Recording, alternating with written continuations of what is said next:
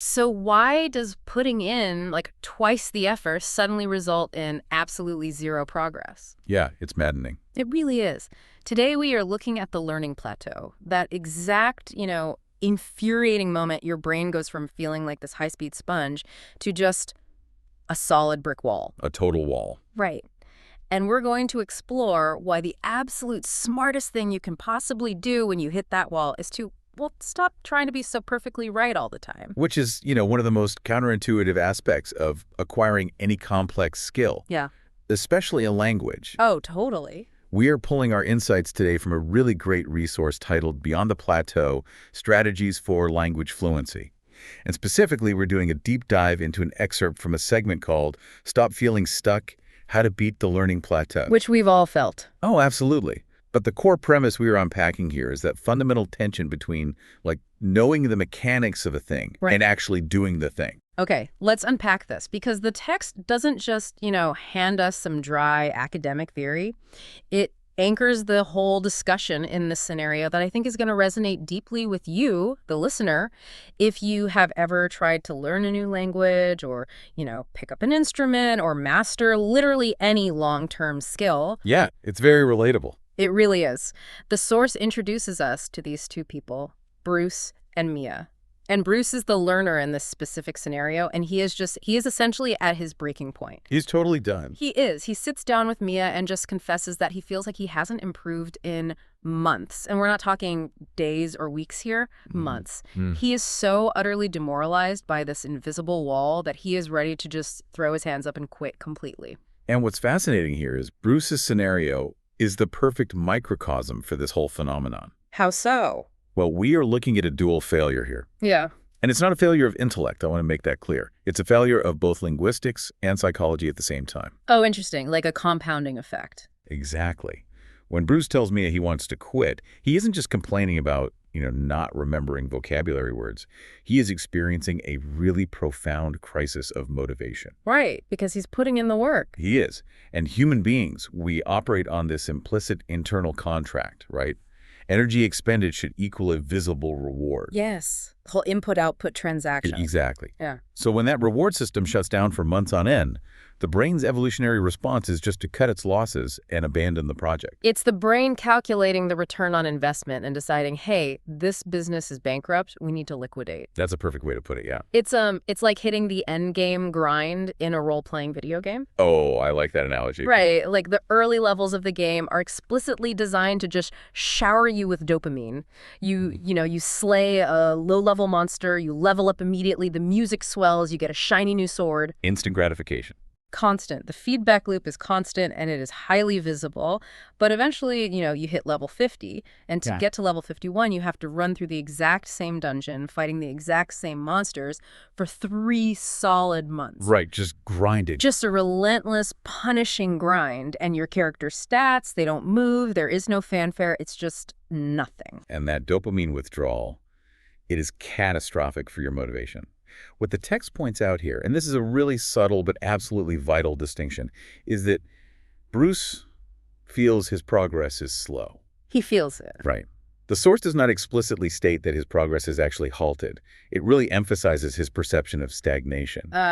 Okay, so the crisis isn't that his brain has somehow, lost neuroplasticity. The crisis is that his internal dashboard is giving him faulty readings. Faulty readings, exactly. Because looking at the speedometer, it says 0, so he just naturally assumes the car is broken. Right. When in reality, the car might just be driving through a completely dark tunnel where he can't see the scenery moving past him. That is a phenomenal way to frame it. He really is in a tunnel. Bruce is experiencing this massive disconnect between his subjective experience of the learning process and the objective biological reality of what his brain is actually doing behind the scenes. Because he feels stationary. He feels totally stationary. And for an adult who is actively dedicating time, rearranging their busy schedule and putting genuine effort into this pursuit, feeling stationary is just psychologically intolerable. It's maddening. Which honestly begs the question, right? If Bruce isn't actually broken, what is causing this illusion of stagnation? Why does that perception of momentum just suddenly evaporate? Well, it comes down to the unforgiving mathematics of knowledge acquisition. Okay, lay the math on me. So, in the initial stages of learning a language, your growth is exponential, right? And it's highly visible. You go from a baseline of absolutely zero knowledge to learning your very first 100 words. Right. You learn how to, introduce yourself, ask for directions, order a coffee, the absolute survival kit. The survival kit, yeah. And going from 0 to 100 is, statistically speaking, an infinite percentage increase in your capability. Oh, wow. Yeah, when you put it like that. You move from total isolation to basic human connection. The psychological weight of that leap is just massive. It feels huge. It does. But Bruce is no longer a beginner. He has been studying for months now. Let's assume Bruce currently has a working vocabulary of, say, 2,000 words. Okay. He has moved into that intermediate B1 or B2 territory. Now, if Bruce works incredibly hard this week and learns 50 new, complex words, his total vocabulary has gone from 2,000 to 2,050. Right, which is, what, a 2.5% increase? Barely 2.5%. Wow. Right. In the beginning, 50 words completely transformed his reality. Now, the exact same expenditure of mental energy yields this tiny 2.5% bump. It's a statistical drop in the bucket. Right, so the sheer volume of what he already knows is actually masking the addition of new knowledge. Precisely. The foundation has become so wide at this point that adding a single row of bricks to the top of the wall goes completely unnoticed by the naked eye. Okay, so wait. If the text says progress feels slow, is it implying that Bruce actually is improving, but he just literally can't see it? Yes. Because, how can someone study for months and genuinely not know if they're getting better? By invisible learning, does the text mean Bruce's brain is essentially doing back-end maintenance instead of, downloading huge, noticeable new files? That is the exact neurological shift occurring during the plateau. It's a shift from front end to back end. Okay. See, in the beginner phase, learning is very declarative and binary. You encounter a flashcard, right? Right, the classic flashcard. The front says apple, the back says manzana. You memorize it, boom. That is highly visible, easily quantifiable progress. You can count the cards. Exactly. But as you transition into the intermediate and advanced stages, the whole nature of the cognitive task changes. Your brain is no longer just stockpiling nouns. It's actually engaging in synaptic pruning and myelination. Okay, myelination. That's building the insulation around the neural pathways, right? So the signals travel faster. Yes, exactly. The brain is optimizing for speed and efficiency. It is taking that heavy, conscious, declarative memory, the things Bruce has to actively think about to remember. The stuff he's sweating over. Right. And it's slowly transforming them into procedural memory. It is solidifying the nuance. Nuance is hard to measure. Very. It's the brain figuring out the subtle difference between, say, using the subjunctive mood to express doubt versus using the indicative mood to state a fact. It's noticing register, tone, and the musicality of the language. Oh, right. So it's not about knowing more words. It's about understanding the deep, subtle mechanics of the words you already have. Which is huge progress. But you can't put a number on that. You can't track grasping sarcasm in a second language on a spreadsheet. You really can't. And because Bruce cannot measure this new phase of learning with his old tools, he naturally reaches a false conclusion. He thinks he's stuck. Right. He is using a beginner's ruler to measure an advanced student's progress. A beginner tracks success by the number of flashcards memorized.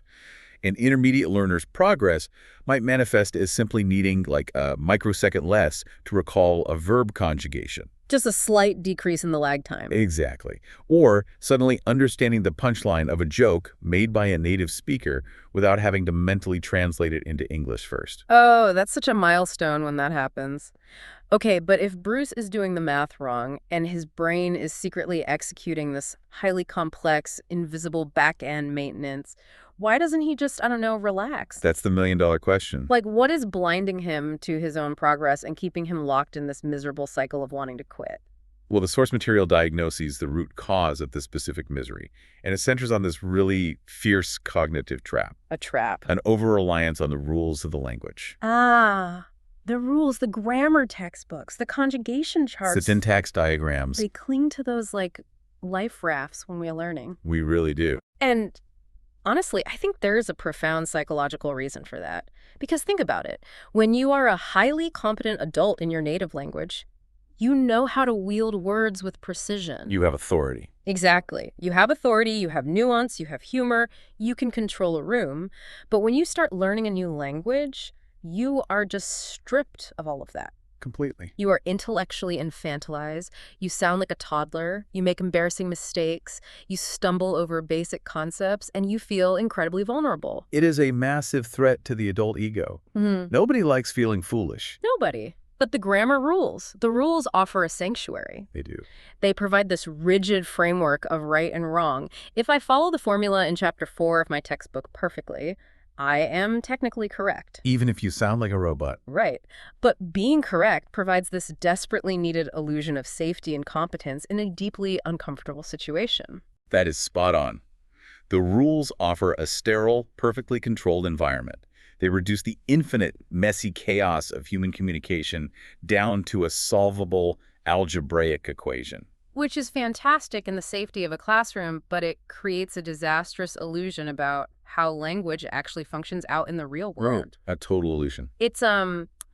It's like reading the engineering and physics manual for a bicycle over and over again and completely convincing yourself that you know how to ride. That's a great analogy. Right. Like you can sit in a chair in your living room and memorize the exact required angle of the handlebars. You can learn the mathematical formula for the gyroscopic stabilization of the spinning wheels. You know the rules of the bicycle perfectly. Perfectly. But the second you swing your leg over the frame and push the pedal, you are going to immediately crash into a mailbox. Absolutely.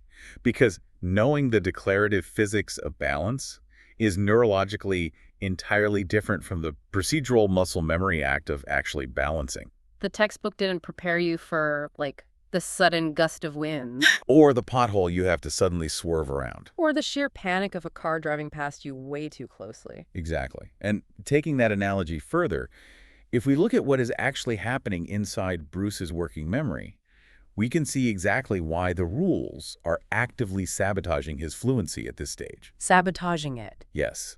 The text acknowledges that rules are vital scaffolding. You need them to build the initial structure of the language, of course. You have to know what a noun is. Right.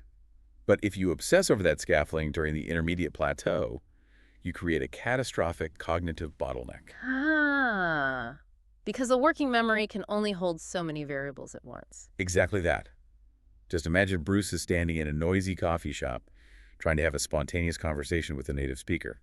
The barista asks him a relatively simple question. Okay, setting the scene. If Bruce is trapped in the rules mindset, his executive function goes into complete overdrive. Before he even opened his mouth, he is frantically flipping through his mental textbook. Oh. He's thinking, okay, the question was in the past tense, so my response needs to be in the past tense. Wait, is the verb I want to use regular or irregular? Right, and what is the gender of the noun I'm attaching it to? Do the adjectives agree in plurality? Does this require the subjunctive? And by the time his brain computes the grammatically flawless sentence, the barista has already moved on to the next customer. Exactly. His fluency is completely paralyzed by his own internal processing speed. Wow. The conscious calculation of grammatical rules is fundamentally incompatible with the speed of natural human speech. It's just too slow. Way too slow. True fluency requires the processing to happen subconsciously.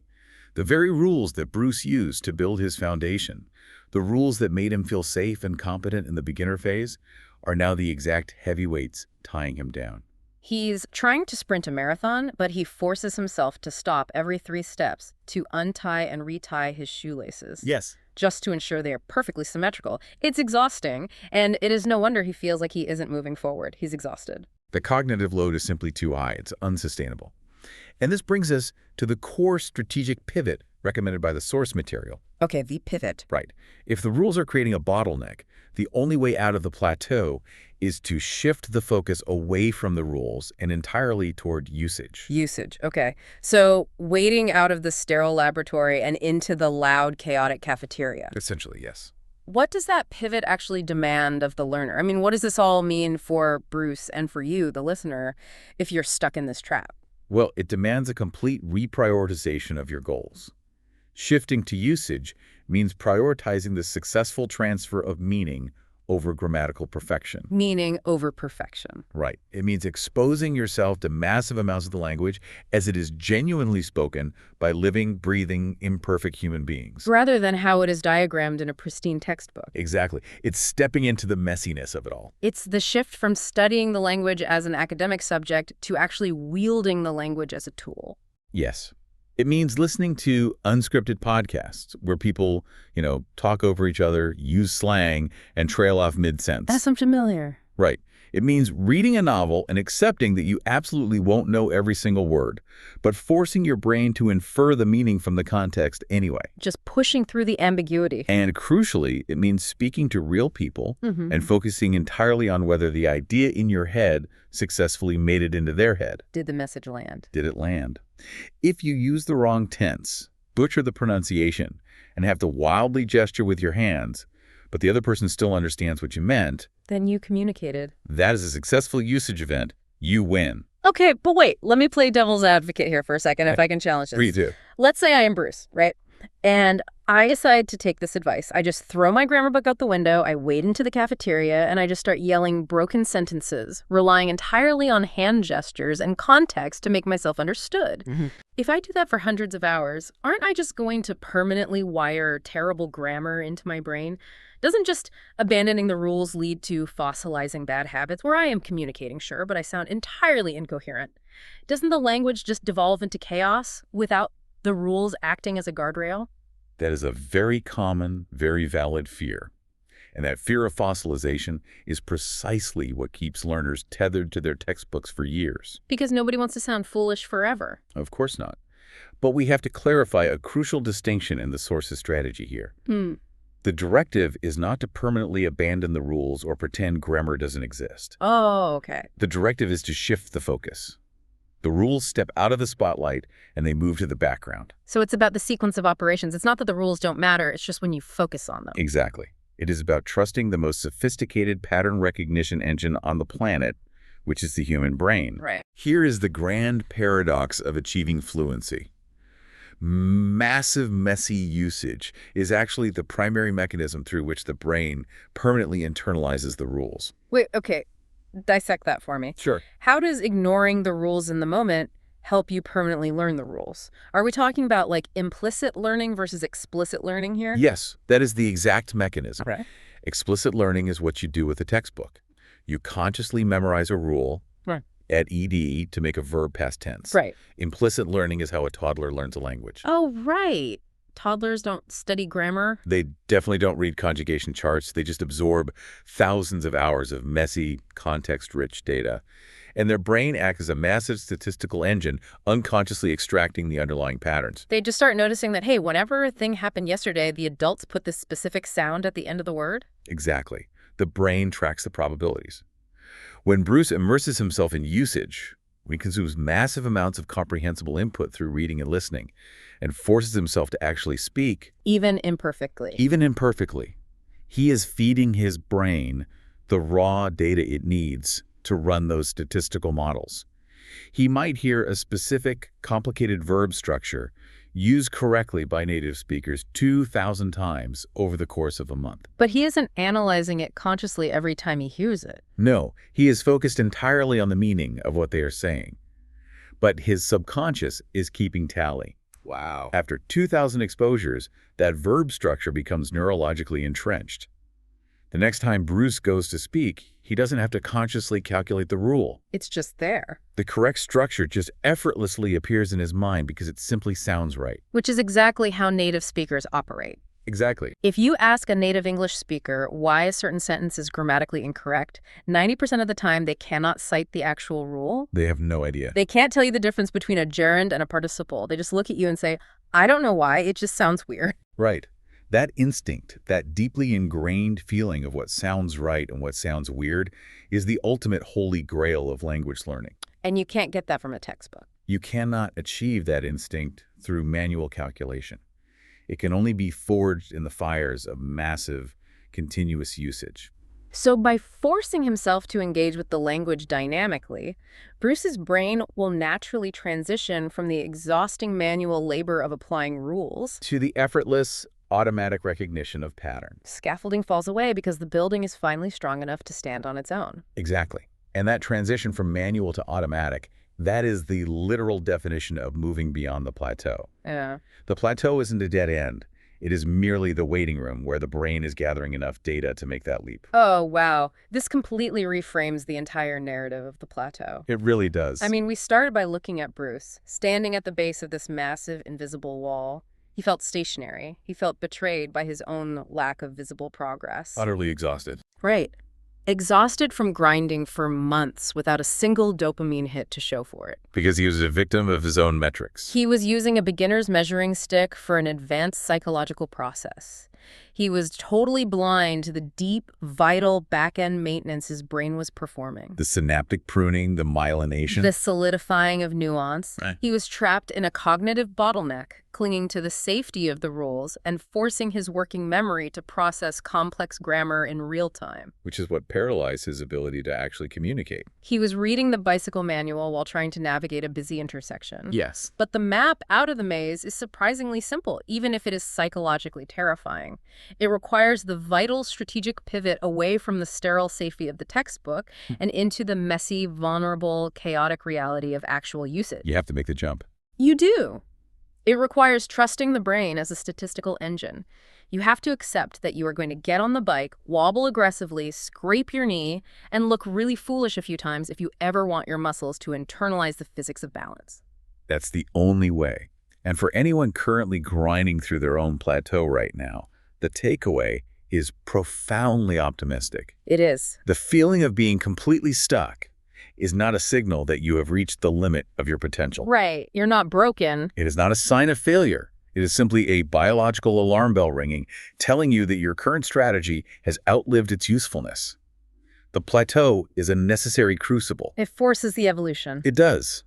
And if we synthesize everything we've extracted from this source material today, there is a lingering philosophical implication that is really worth exploring on your own. Okay, I love these. Give it to us. Well, we have established that breaking the plateau requires us to abandon the safety of the rules and willingly dive into the vulnerability of usage. We have to accept the chaos. We do, which means we might have to fundamentally redefine our metrics for success. Oh, interesting. Think about it. If we remain tethered to the rules, success is defined purely by a lack of errors. Right. 0 mistakes on the test. It is a defensive posture. You win by not making a mistake. Right. But out there in the dynamic reality of human connection, perhaps true fluency has absolutely nothing to do with flawless execution. Right. Perhaps fluency is simply the speed and confidence with which you recover from your inevitable errors. It is the courage to make the mistake out loud in real time and keep the conversation moving forward anyway. Wow. Fluency isn't the absence of falling off the bike. Fluency is the ability to steer into the skid and keep riding. Exactly. The invisible wall Bruce was hitting wasn't a biological limit of his brain at all. The wall was simply his own ego, demanding perfection in a process that requires a willingness to be imperfect. The wall is the demand for perfection. The usage is the surrender to the process. That is a brilliant place to leave it for today. Redefine the metrics, embrace the skid, and trust the engine. Keep building, keep breaking through, and we'll catch you on the next deep dive.